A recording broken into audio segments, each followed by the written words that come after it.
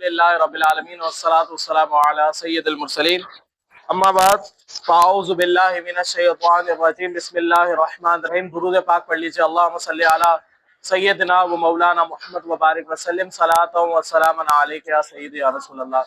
آج انشاءاللہ العزیز ہم امام اعظم ابو حنیفہ رحمۃ اللہ تعالی علیہ کے ایک اور مناظرے کے حوالے سے سماعت کرتے ہیں۔ ایک مرتبہ ہوا یوں کہ امام اعظم ابو حنیفہ رحمۃ اللہ تعالی علیہ کے پاس جو ہے وہ ایک بہت بڑی جماعت جو آ گئی اور آ کر کہنے لگی کہ ہم جو آپ سے مناظرہ کرنا چاہتے ہیں۔ کس بات پر؟ قرات خلف الامام، یعنی امام کے پیچھے جو ہے وہ قرات کرنے پر ہم آپ سے مناظرہ کرنا چاہتے ہیں۔ یہ بات یاد رہے کہ ہم احناف کے نزدیک امام کے پیچھے جو ہے وہ قرات نہیں کی جاتی۔ تو ان لوگوں نے کہا کہ ہم جو ہے وہ آپ سے مناظرہ کرنا چاہتے ہیں۔ امام اعظم ابو حنیفہ رحمۃ اللہ تعالی علیہ نے بڑی حاضر جوابی کے ساتھ ان سے یہ کہا کہ تم اتنے سارے لوگ آ گئے ہو، کیا تم سب مناظرہ کرنا چاہتے ہو؟ تو انہوں نے کہا نہیں ہم سب تو مناظرہ نہیں کرنا چاہتے، ہمارا یہ نمائندہ ہے، آپ اس کے ساتھ گفتگو کریں۔ امام صاحب نے فرمایا کیا اس کا جو کلام ہوگا وہ تمہارا کلام ہوگا؟ یعنی اس کی جو گفتگو ہوگی، اس کے یہ جو دلائل دیں گے، یہ دلائل یہ وہی دلائل تمہارے بھی ہوں گے، یعنی تمہاری طرف سے یہ گفتگو کرے گا؟ تو لوگوں نے کہا ہاں بالکل ہماری طرف سے یہ گفتگو کرے گا۔ تو گویا ہمارا کلام اس کا کلام ایک ہی بات ہے۔ امام صاحب نے فرمایا تو قرات خلف الامام پر مناظرہ کس بات کا؟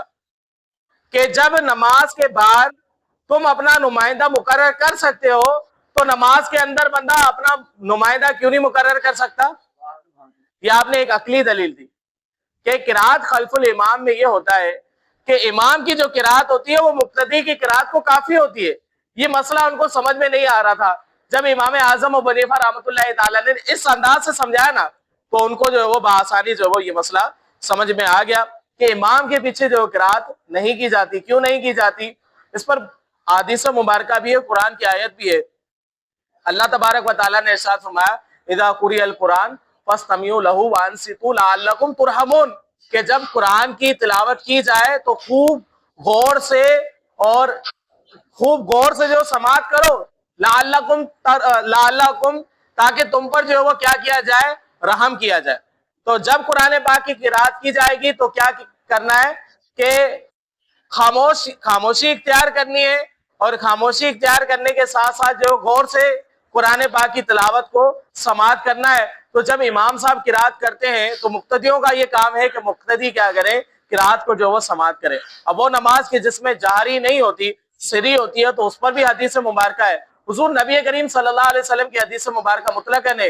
حضور نے فرمایا من کان لہ امام، جس کے لیے امام ہے، فقرات الامام قرات لہ، تو امام کی جو قرات ہے وہ مقتدی کی قرات کے لیے کافی ہے۔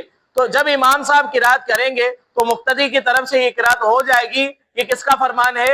نبی پاک صلی اللہ علیہ وسلم کا فرمان ہے۔ تو وہ حدیث مبارکہ کے جس میں یہ کہا گیا لا صلاۃ الا بفاتحۃ الکتاب، کہ نماز مکمل نہیں ہوتی سورہ فاتحہ کے بغیر، تو یہ جو ارشاد ہے اس میں یہ نہیں کہا گیا کہ مقتدی پڑھیں گے قرات۔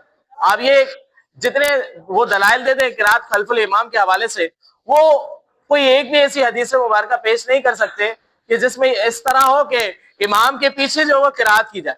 امام کے پیچھے قرات کا حکم بالکل حدیث مبارکہ میں جو نہیں ہے۔ اور اسی طرح اگر اس کو تسلیم کیا جائے کہ امام کے پیچھے قرات کو فرض یا واجب سمجھا جائے تو آپ دیکھیں اگر فرض ہوگا تو نماز نہیں ہوگی۔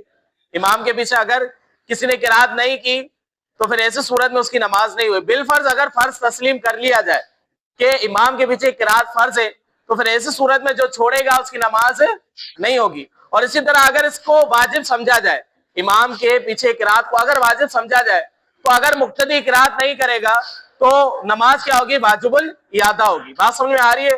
تو اب دیکھیں، اب ہم جو ان کے سامنے یہ بات رکھتے ہیں کہ اگر کوئی شخص جو وہ آئے اور امام صاحب کو رکوع میں پائے، اب وہ کیا کرے گا؟ اب وہ یہ کرے گا کہ تکبیر تحریمہ کہنے کے بعد وہ کیا کرے گا؟ رکوع میں شامل ہو جائے گا۔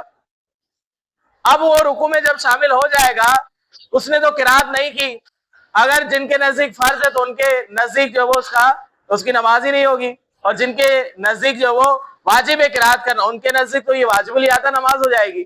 لیکن وہ بھی اس بات کو تسلیم کرتے ہیں کہ مدرک رکوع مدرک رکعت ہے، یعنی جس نے رکوع کو پا لیا تو اس نے جو وہ رکعت کو بھی پا لیا. یہ نبی پاک صلی اللہ علیہ وسلم کی حدیث مبارکہ ہے. حضور نے فرمایا کہ جس نے جو وہ رکوع کو پایا اس نے رکعت کو پا لیا. تو اگر امام کے پیچھے قرات واجب ہوتی، اگر امام کے پیچھے قرات فرض ہوتی، تو یہ شخص جو آ رہا ہے اس نے امام کو رکوع میں پایا ہے، اس نے قرات نہیں کی، تو بتایا جائے اس کی نماز ہوگی یا نہیں؟ اس کی نماز ہو جائے گی. نبی پاک صلی اللہ علیہ وسلم کا فتویٰ موجود ہے.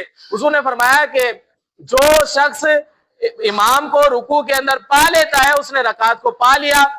قرات، اس کا مطلب یہ بالکل واضح ہو گیا کہ مقتدی کے لیے جو وہ قرات بالکل بھی واجب اور فرض نہیں ہے، بلکہ وہی حکم ہے جو حضور علیہ الصلوۃ والسلام نے فرمایا کہ من کان لہ امام، جس کے لیے امام ہے، فقرات الامام قرات لہ، تو امام کی جو قرات ہے وہ مقتدی کی قرات کے لیے کافی ہے. تو امام اعظم ابو حنیفہ رحمۃ اللہ تعالی علیہ نے جب ان کو عقلی اعتبار سے یہ سمجھایا کہ جب کوئی شخص، کوئی نمائندہ تم منتخب کر لو اور وہ جب تمہاری طرف سے گفتگو کرے گا تو گویا تمہاری طرف سے گفتگو ہوگی، جب وہ گفتگو کرے گا تو تم لوگوں کی طرف سے گفتگو ہوگی.